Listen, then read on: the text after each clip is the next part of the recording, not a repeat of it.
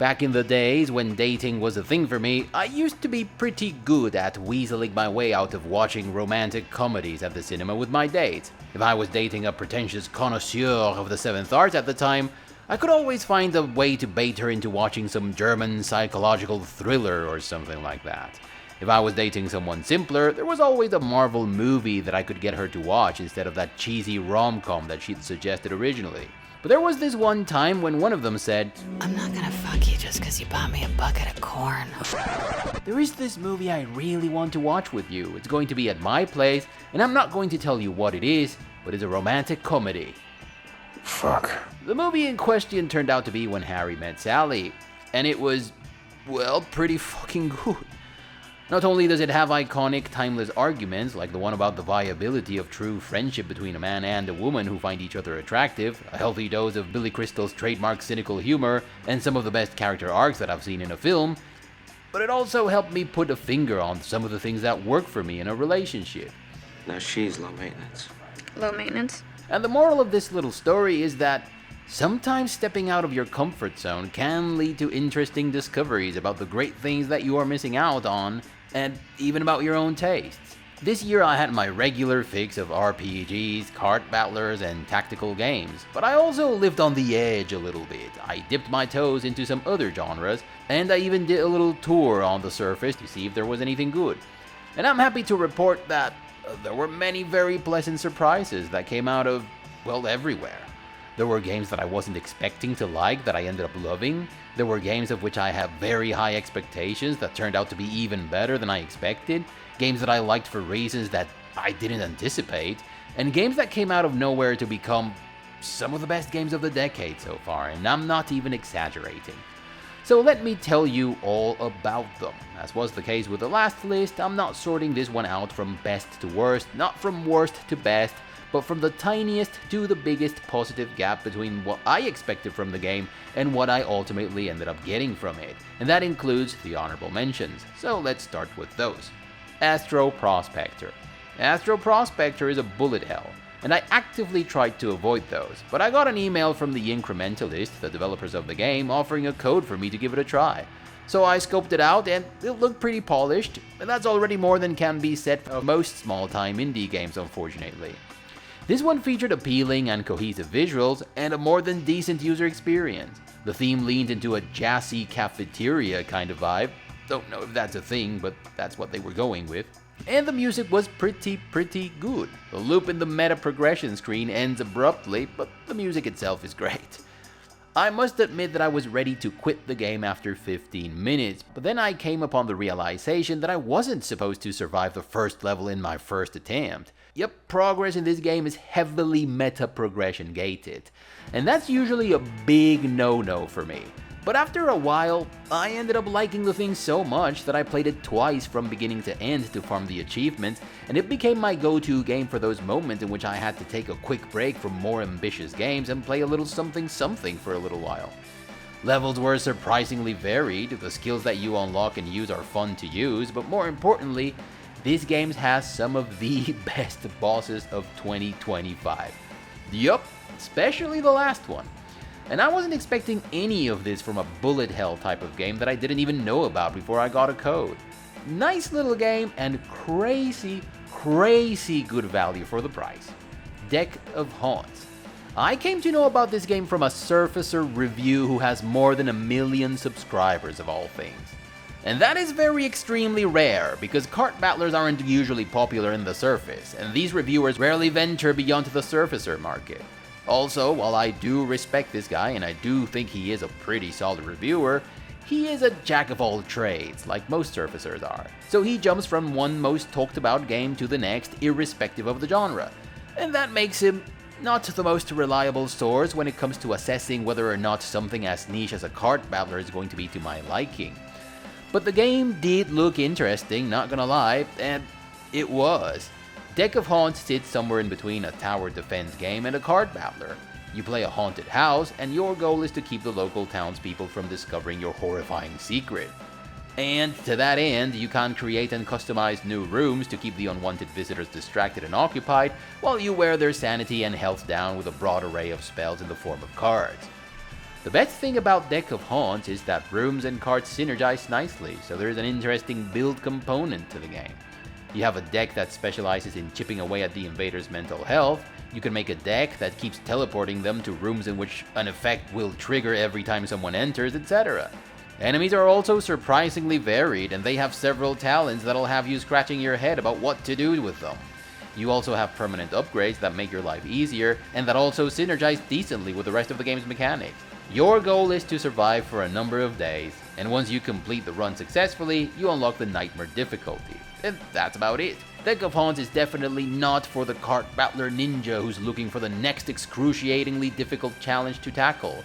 There are no ascension levels with progressively difficult conditions, just a couple of difficulty levels to keep you entertained for a day or 3. A little bit like Death Roads. You will have a lot of fun, but just for about 3 days or so. I didn't know this game even existed. I learned of it because of a surfacer, but I ended up liking it quite a bit. Pleasant surprise and worth a shot if you like the genre. Blades of Fire. This game was originally featured to appear in the video of most disappointing games of 2025 as an honorable mention. Someone on Discord said, "Hey, we should try this one out, it looks pretty freaking neat." And it did look pretty freaking neat, so I was excited to give it a shot. But within the first 15 minutes, I was already hating it. Because I was playing it like a complete imbecile, I was under the impression that this was just a bad Souls-like with an aggressively mediocre story, an insufferable weapon crafting minigame that brought what little fun I was having to a rough halt every time I had to engage with it, and a suspiciously pretty boy tagging along for the ride, making wise-ass remarks every other minute. So I promptly uninstalled it, and I was determined never to touch it again. But there was something gnawing at me after I uninstalled the game, something that was keeping me awake at night other than the incessant dripping of the neighbor's AC on the asbestos roof on the garden below. I had the uneasy feeling that I hadn't given the game a fair shake, because there was something that I wasn't doing right. And just like that, my interest in the game came back to life like the Terminator switching over to the emergency battery. So I sat down and actually took the time to analyze the different types of attacks that you could make with your weapons, the different stances you could switch to with each weapon, and the fact that you could use different materials to craft different versions of your weapons, each with their own strengths and weaknesses. And all you had to do was make all of this work together. No way! It was a big moment of, Oh, I get it. and from then on out, I started playing the game the way it was meant to be played. And not only did I start having fun with the game's combat, I also started to enjoy other aspects of the game that I hadn't had the chance to engage with before. Blades of Fire's world design is actually quite interesting. It features complex topography and architecture, and your exploration endeavors are frequently rewarded with cool loot, the discovery of connecting passages that make traveling between areas easier, and statues that you can use to upgrade your weapons, amongst other things. I like that most areas can be accessed in multiple ways, and that there is a discovery and figuring out component to the exploration aspect of the game. Enemy variety is solid, and I like that there is a good balance between enemies that you can dispatch easily with the right type of weapon and strike, and enemies that you have to figure out how to defeat. But even the latter can go from really hard to business as usual when you learn to overcome them. So the game also rewards you for getting better at combat. Blades of Fire also features some puzzles and some puzzly situations. They are not particularly difficult, but they do add a nice touch of variety to the gameplay mix. Production values are also great. I think the game looks and sounds fantastic, and that includes the dopamine effect of the demolition derby that you can turn your adventure into when you're just breaking shit left, right, and center and one-shotting enemies with over-the-top fatality attacks. The game is not perfect though, and some of its problems are really big. First, the story is aggressively meh. It's not terrible, but it's also not strong enough to keep you invested in your objectives. Thankfully, killing shit in this game is fun enough in and of itself. Second, the game has a few issues with the target lock mechanic. It kept breaking every time I passed behind a column, and the range at which it broke seemed to be way too short for me. I wish it had been at least 50% bigger. I think the weapon crafting minigame is utterly idiotic, but once you play the game the way it's meant to be played, the durability of your items and the number of repairs that you get for each weapon start to worry you less and less. And then there is this motherfucker who tags along for the ride. What the hell were they thinking when they made this character? Anyways, if the concept of a third-person action game that takes place in a medieval fantasy setting and is not trying to be a get-good Souls-like experience, meant for those who take pride in beating Dark Souls with a character that walks about butt naked and using a ham sandwich as his weapon of choice, I think there's a good chance that you're going to like this one if you don't play it like a complete idiot like I did at first. Forever Skies. I didn't really know what to expect from this title. I was just trying it out because I was given the opportunity, and I imagine many people are going to measure this game against Subnautica, which is the most iconic game in the genre. But that was not my case. I found the gameplay cycle to be interesting and rewarding. Early on, I figured that, broadly speaking, there were two ways to approach this game. I could either go for the bare minimum infrastructure to get through the next stage of the campaign as quickly as possible, or I could take the time to build a strong foundation to have an easier time overcoming the game's challenges. The first approach reminded me of the way we do things in our country, you know, hoping that shit won't happen and improvising bad solution when it does. And the second approach entailed doing things like taking the time to collect the gazillion trillion components that are needed to build a medical station so that you don't have to run around like a chicken with its head cut off every time you get a disease, hopping desperately from island to island looking for the fucking herb that you need to make the cure with. Of course, I started playing the game the first way, and I eventually switched to the second approach and found it oddly rewarding in ways that I wasn't expecting. But there were two things in particular that stood out to me and that I was really not expecting to be as good as they turned out to be. First, your stronghold is also your means of transportation, which gives this game an unrivaled van life feel, which I find endlessly fascinating. And the second is the way in which the world building aspect of the game, which is very seamless, intertwines with the story. As you go from one region to the next, pulling the thread of the mystery, you are inevitably going to see weird shit that seems completely out of place. And you are going to have questions about it, questions that don't come from reading a journal entry or listening to your Zeppelin's AI, but from merely paying attention to your surroundings, like who the hell built this, and when? And how is this place overgrown like a long-forgotten ruin when it was used by the last expedition just a couple of months ago? Something isn't quite right. And the best part of this is that all these questions get very satisfying answers with a climactic moment of revelation that makes you realize that you're way more fucked than you originally thought. A moment that feels like jumping out of a frying pan and straight into hell. And I really didn't see this coming. Really, really good stuff for those who endure all the way through to the end. But those are just the honorable mentions. Let's talk about the big surprises of 2025. Do remember, these are not my favorite games of the year, just the ones that surprised me the most in a positive way. Number 10, Lonestar. So I saw Splattercat playing Lonestar and thought, yeah, I might give this one a shot one day. One day, though, being as specific as the day you are finally going to scratch that title that has been collecting digital dust in your library for years off of your gaming to-do list. But one good day, I got an email from the devs inviting me to try out the full game. And try out the full game I did. Boy, did this game turn out to be way more than meets the eye. 3 days after I had received that email, I had already sunk 18 hours into the damn thing. Don't let the game's simple looks deceive you. This is one hell of a dice battler. It's addictive, it's challenging, it's original, and it features beautiful cross-mechanic synergies. In the last video, I pointed out how Starless Abyss failed to include any relevant fun synergies involving the different ships, pilots, and cards. Well, Lonestar succeeds where Starless Abyss fails. Not only is your choice of ship crucial to your overarching plan and to your choice of components, but you also have different pilots with different strengths that you want to make the most out of. Think Cobalt Core, but much more complex and cerebral, I guess. I usually tend to lose interest in a dice battler or a card battler if I can beat it in my first run. And I was able to defeat the final boss in Lonestar the first time I played it. But unlike games like Nights in Tight Spaces or Starless Abyss, I was looking forward to what the game had to offer after my first run. I could already see that there was a tactical and strategic dimension that I didn't fully grasp, and that the challenges that awaited me would surely demand that I get good at them.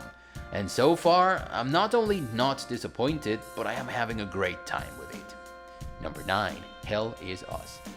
If you have been following the channel, you're probably aware that most of the times I pick a game from the most talked about library, aka the surface, I end up disappointed. Well, Hell Is Us might have not been front and center on that shelf, but it did receive its fair share of coverage.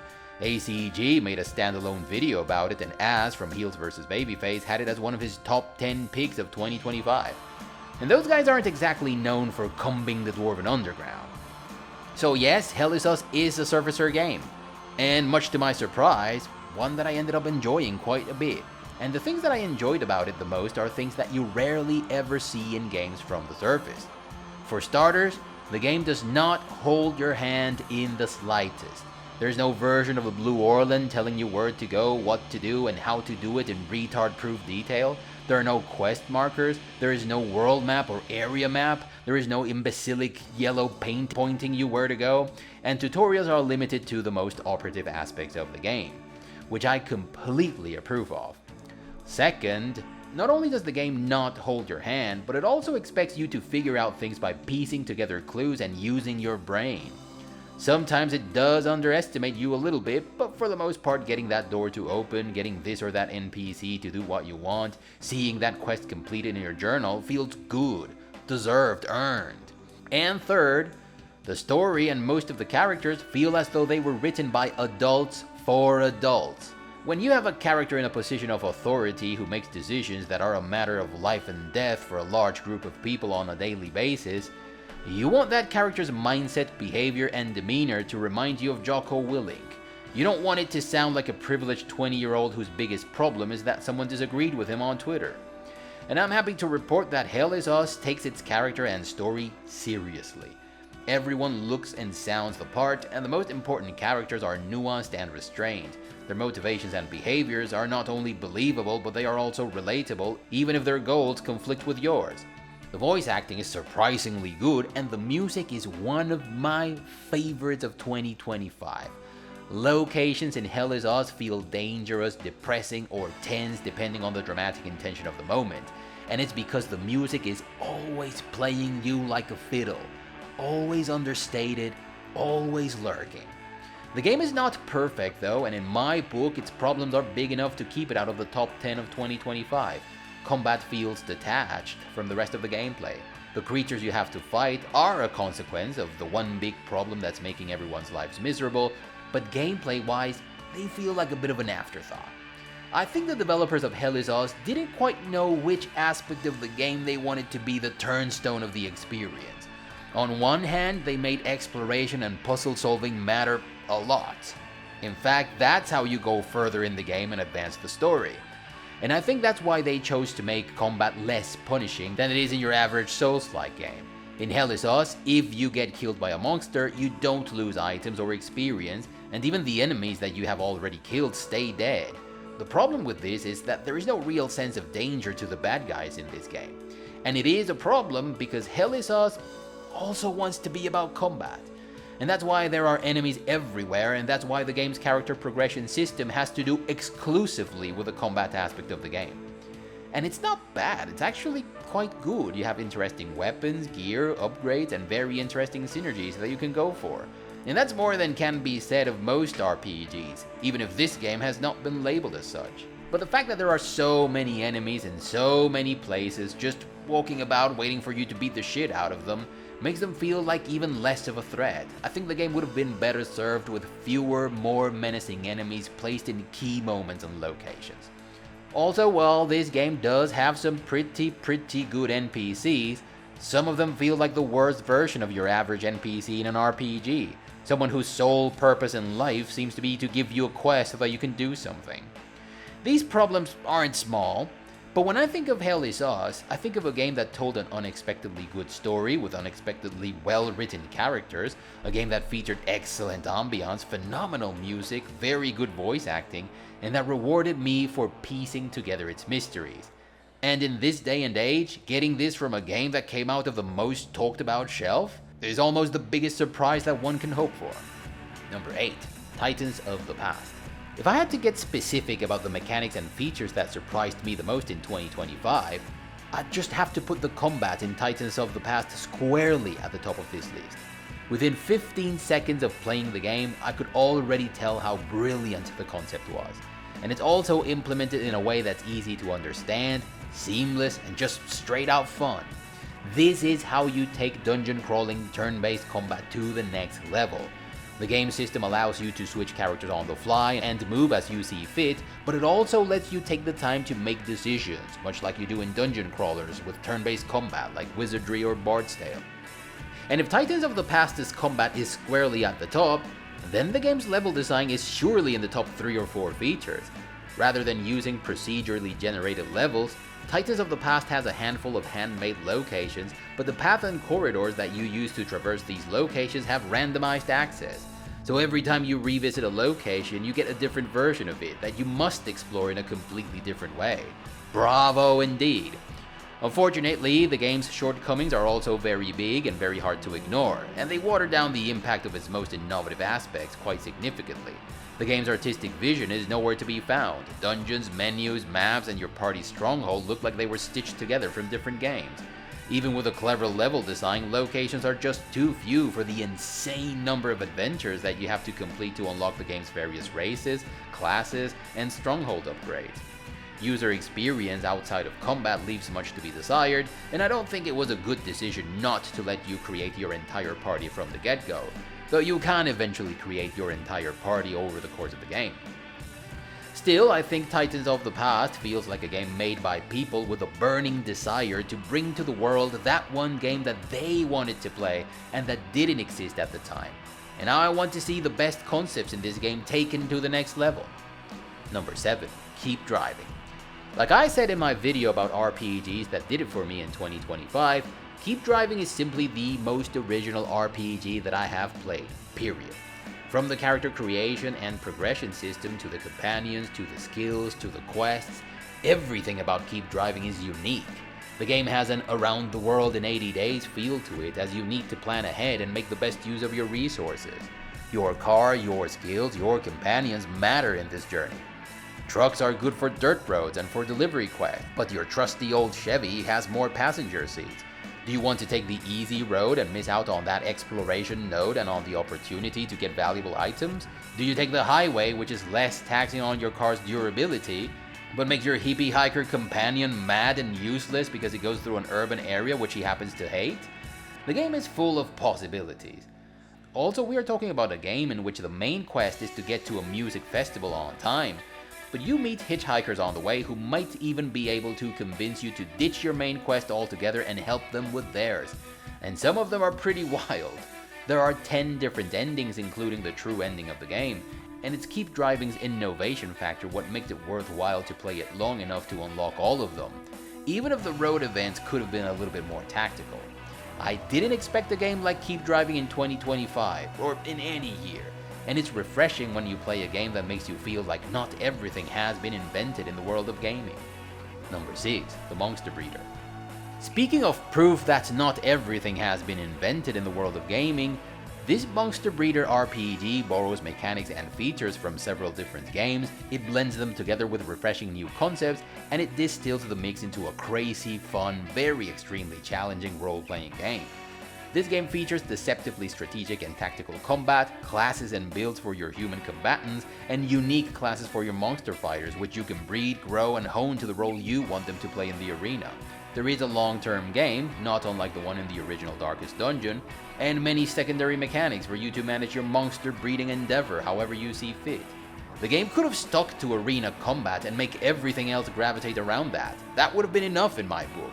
But it went way beyond that with dungeons, story events, and expeditions. The Monster Breeder has almost everything you look for in a tactical RPG a la Darkest Dungeon, plus lots of innovations, minus all the tired tropes you often see in the genre. I didn't even know this game existed before the 1.0 release came out, but once I got my first taste of it, I just couldn't put it down. And that's why it's a no-brainer of a pick for this list. Number 5. Stray Path. This is a deceptively brilliant card battler that flew under most people's radars. I almost gave it a pass myself because I was not at all thrilled with the game's visuals. But within a minute of playing this game I was sold, and I still continue to play it to this day. This game is like nothing else in the realm of card battlers. The devs were certainly not trying to imitate Slay the Spire's formula in the hopes that whatever petty little twist they thought they were bringing to the table would give them their big break, as has been the case with 90% of the games in the genre. Stray Path features game mechanics that are like nothing we've ever seen, but also super easy to understand. And it's not because the game is simplistic. Stray Path adheres to the principle of easy to learn and hard to master, and it's also addictive and fun to play. The relic system is my favorite in the genre. It's complex and tactical, and it synergizes with your cards and consumables like no other relic system in the card battler ballpark except perhaps Wild Frost. The game borrows concepts from Solitaire, of all games, and presents them in a way that is surprisingly tactical. I almost skipped Stray Path, and even after I had it, I had to muster some strength and will to give it a shot, because it didn't really look like anything special. And surprise, surprise, it ended up being one of my favorite card battlers of 2025, and it was up against some pretty stiff competition. Number 4, Keeper. I'm not above or below playing the occasional walking simulator every now and then, and I've even reviewed a few of those here on the channel. These games usually tell well put together stories, they are borderline pretentious because they try to tackle some of the big questions of humanity, and they feature puzzles to keep the player engaged in an experience that would otherwise be more akin to an interactive novel without them. So, that was more or less what I was expecting from Keeper. Someone talked about how the game was able to convey a fully structured narrative without a single line of dialogue or narration, and that made me instantly curious. What I wasn't expecting was the unmitigated kamehameha of visual spectacle and creativity that I got from this game. If I had to extract the most recurrent verbatim that I said out loud while I was playing the game, it would surely be,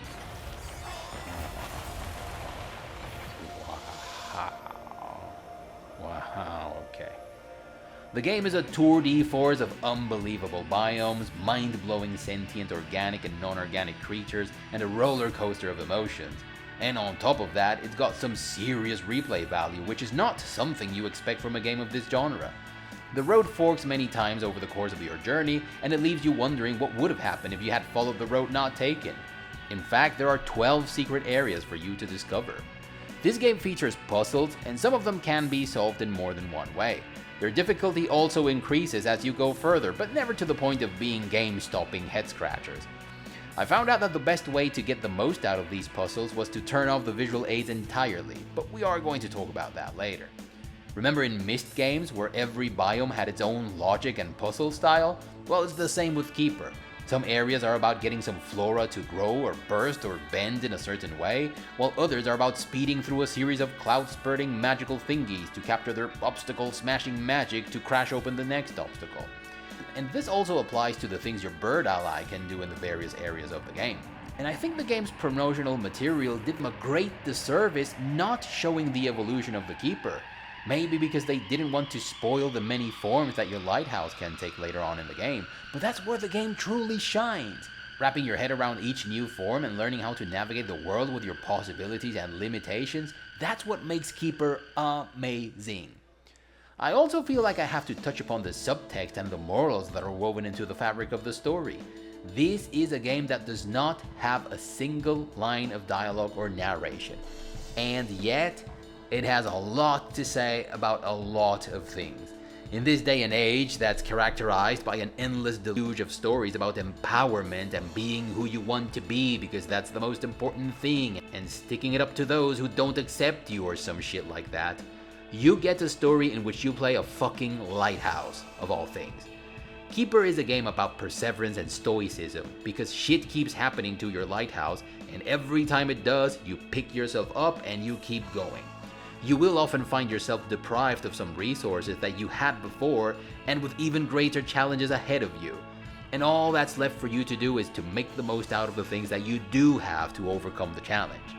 Keeper is also about duty, and it's very clever that the devs decided to make the protagonist of the story a lighthouse. Lighthouse keeping has always been associated with the concept of duty. The lighthouse is the only one that can keep away the dark entity that's threatening the island. But what can a lighthouse do other than keep the darkness at bay in its immediate surroundings? Well, this game is less about what you can do and more about what you have to do. So if you need to flop around like a dead fish because you don't have feet, you do that shit. If you need to learn how to roll like a wheel because the only thing left of you is the light of your lighthouse, you do that shit. Not because of some petty or selfish reason, but because you have to do it. I find it straight out amazing how the game manages to build a narrative with cycles that have crescendos that end in oh no moments or cliffhangers that get proper resolutions in the very next area. It's like a good TV show that won't let us quit season after season. The final crescendo ends in a beautiful climax with a deeply satisfying resolution that's at the same time chock-a-block with symbolism and not pretentious. I imagine people of a certain faith will find the final form of the lighthouse and what it represents especially poignant and inspiring. I find the final act of the story to be a brilliant colophon to a tale about helping others out of duty and becoming something greater in the process.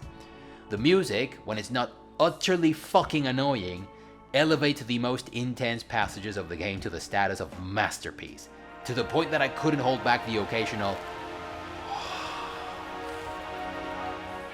Keeper is not perfect though, and there are a couple of things that are going to keep it from being in my top 10 games of the year.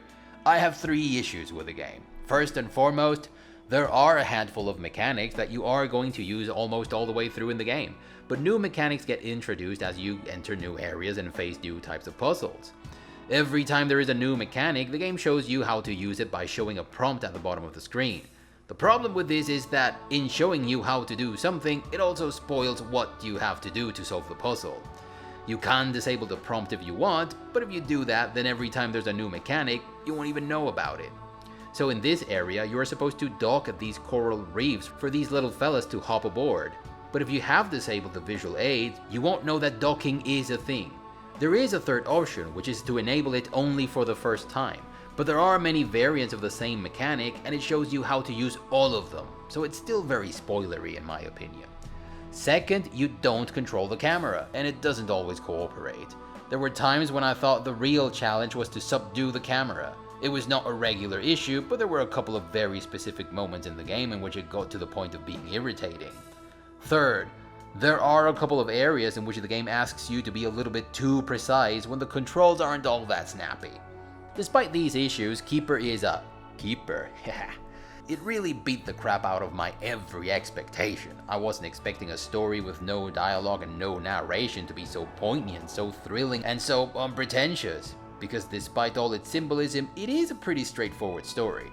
I wasn't expecting the tour de force of visual spectacle that this game is. I wasn't expecting the lighthouse to evolve the way it did, and I think it was a mistake not to show this in the promotional material. And I wasn't expecting it to have hidden areas and replay value, because in my experience, this is not a thing you expect from the genre. So overall, this is a very easy pick for this list. Number 3, Dispatch. Yup, I am as surprised as you are. Dispatch is a Telltale-esque game that many people don't even consider a game, but more like a choose-your-own-adventure graphic novel with a couple of easy game mechanics to make it a bit more interactive. And, well, technically, it is just that.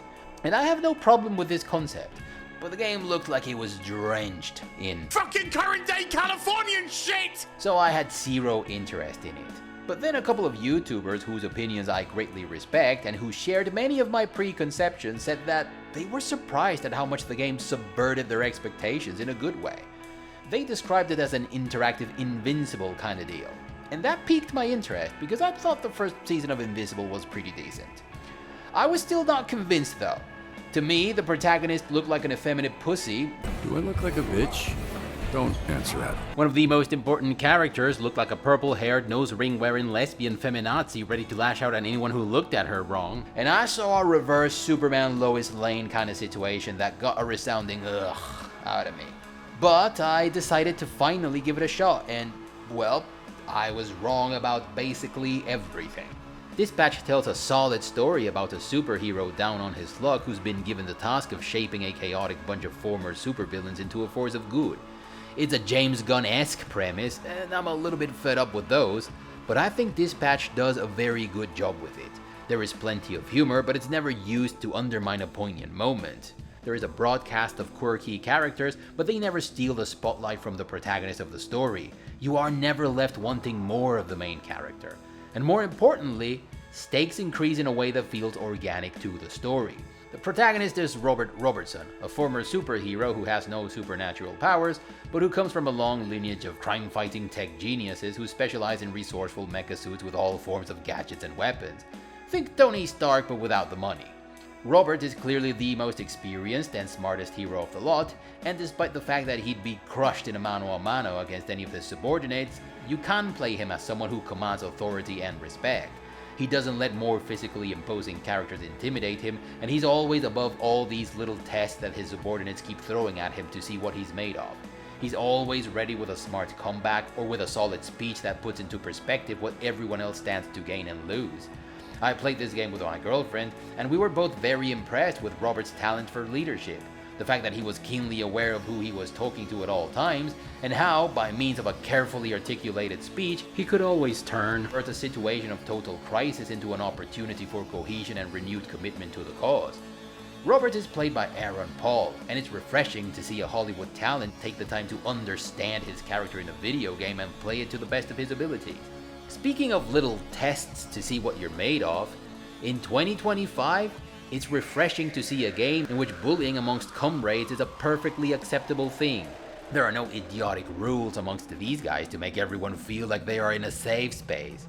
On the contrary, everything here is fair game, and those who roll with the punches or come back with witty one-liners come out on top, and those who get offended or react disproportionately are rightfully labeled pussies. But out of the things that I judged prematurely and erroneously in this patch, the character of Invisigal is probably the one that I was the most wrong about.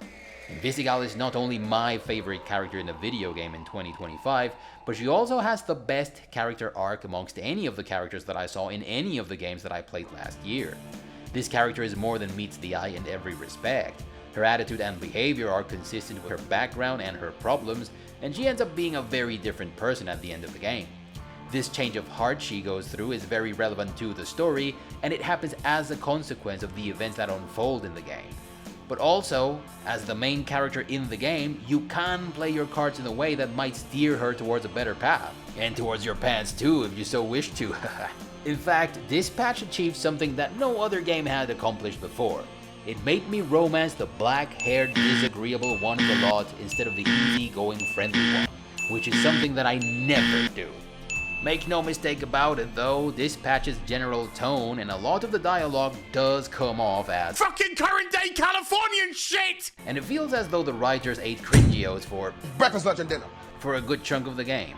Playing this patch was like entering the monkey area at my local zoo. At first, the stench of monkey shit is unbearable. But if you stay a while and endure the smell, eventually you even forget it's there and you start to enjoy the awesome crazy shit that monkeys do. I didn't like the ending that I got the first time around, so I played the game again and got a much better one at the end of my second playthrough. One that I actually really liked. The gameplay aspect of this patch is secondary. To me, it felt like the core gameplay loop revolved around a mechanic that would have been a mini-game in a different title. And I don't think this mini-game is interesting or fun enough to support the entire game. Yes, it is spiced up with unexpected events and clever party banter, but it still wears thin halfway through the game. The hacking minigame that gets thrown in from time to time is not bad, but I am sick and tired of hacking minigames.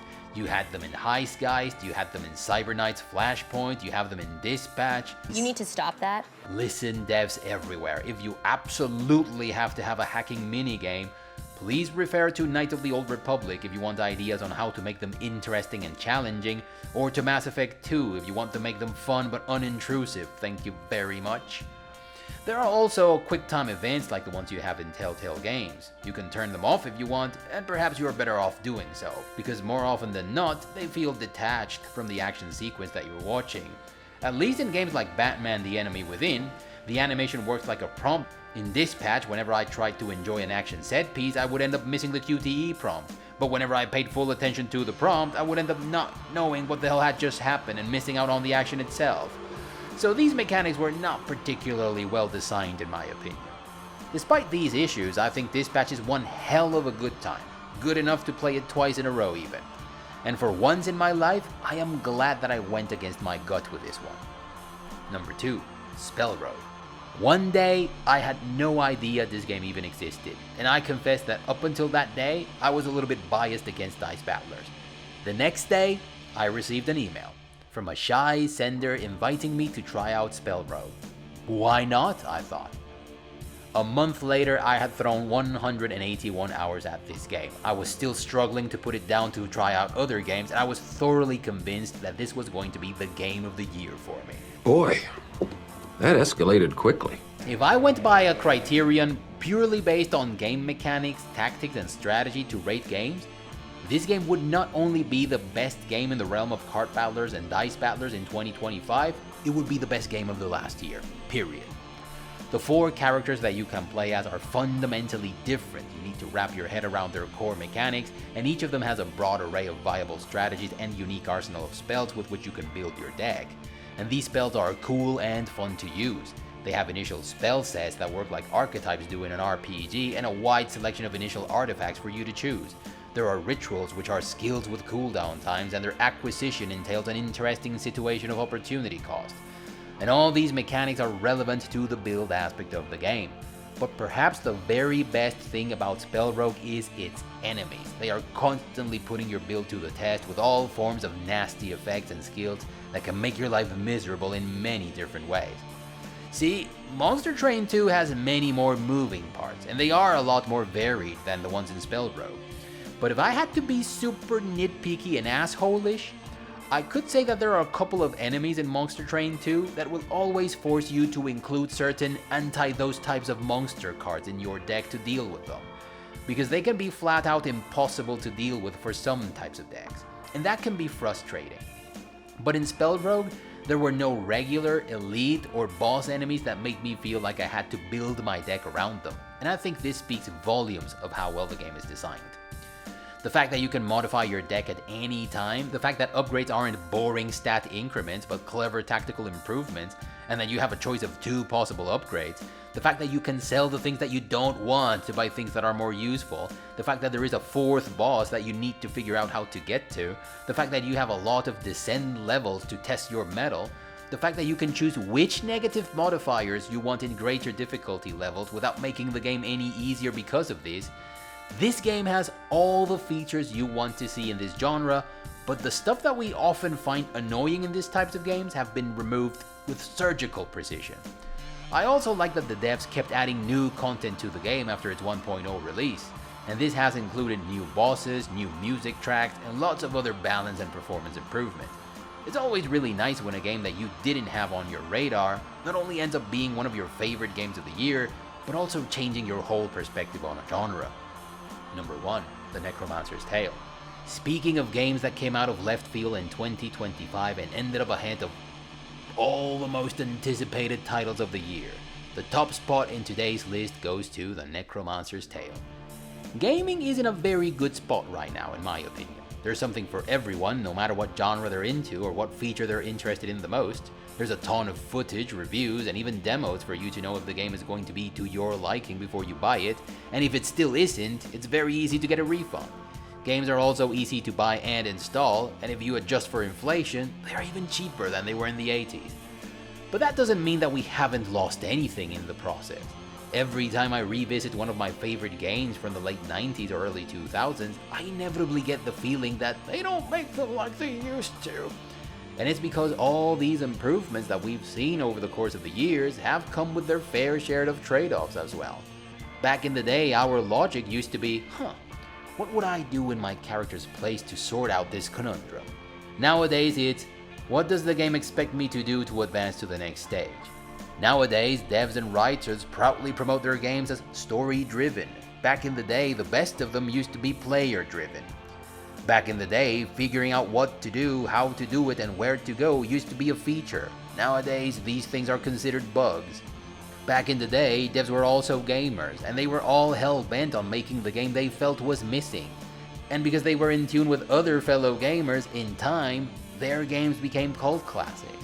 Nowadays, devs are all hell-bent on making the game that they believe will appeal to the most people.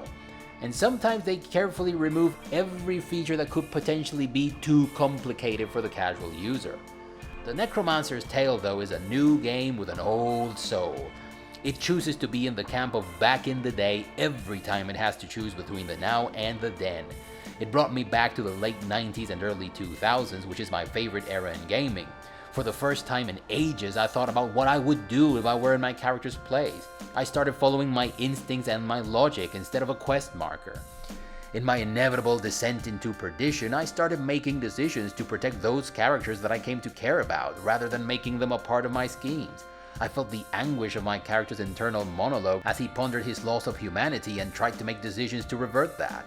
I felt the urge to come back to a previous saved game because the choices I made were so thrilling that I couldn't wait for a second playthrough to see how things would have turned out if I had done things differently. Flashes of Baldur's Gate, Planescape Torment, and Arcanum kept coming back to me all the way through as I was playing the Necromancer's Tale.